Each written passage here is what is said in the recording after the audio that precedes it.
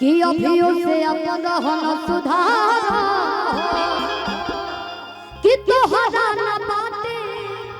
तनिको लाज रजब हो तोहरा न बाटे तनिको लाज रजब कि छोने छोने बदले अरे तोहरो मिजाज रजब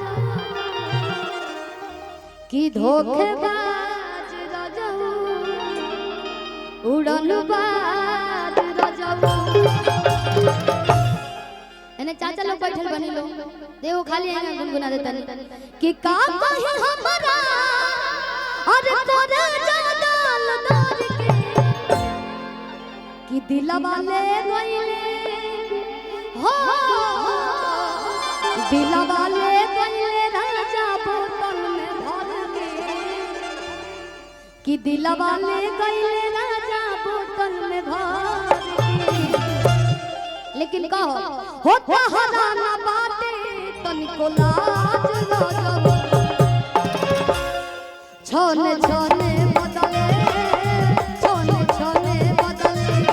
तोहरो मिजाज रजब धोखेबाज रजब छोने छोने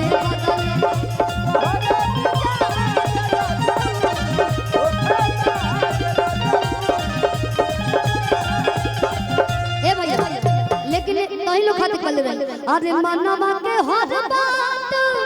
अरे करत कहीं अरे परा नहीं आई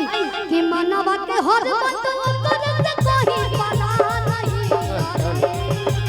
मनवा के हर बात करत कहीं परा और भाई बड़ भैया अजीत भैया के आशीर्वाद आ गए और ये आशीर्वाद के हमेशा हम आभारी रहो हमेशा ई कर्जा कबो न चुकबाई ई पैसा वाला कर्जा ना जोन रो सब हमरा के एगो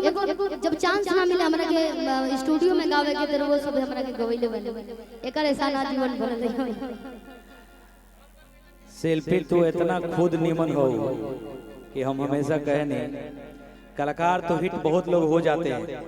लेकिन हिट होने के बाद अच्छा रह पाना ये बड़ी मुश्किल होता है। शिल्पी है शिल्पी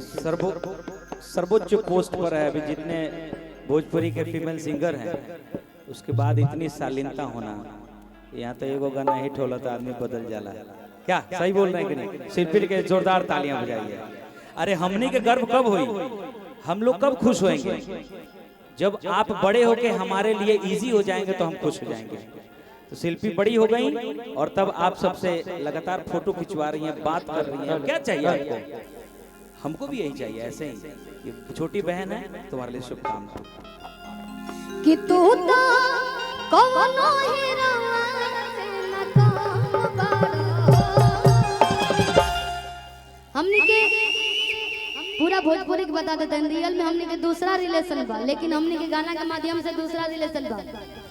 कि तू तो हर कवनो हीरा से न कि धन बड़ाए जानू धन बड़ा कि हमर पहिला पसंद बड़ा। अजय भाई शिल्पी हमरा हाथ में माइक दे देले काहे देला माइक बात हम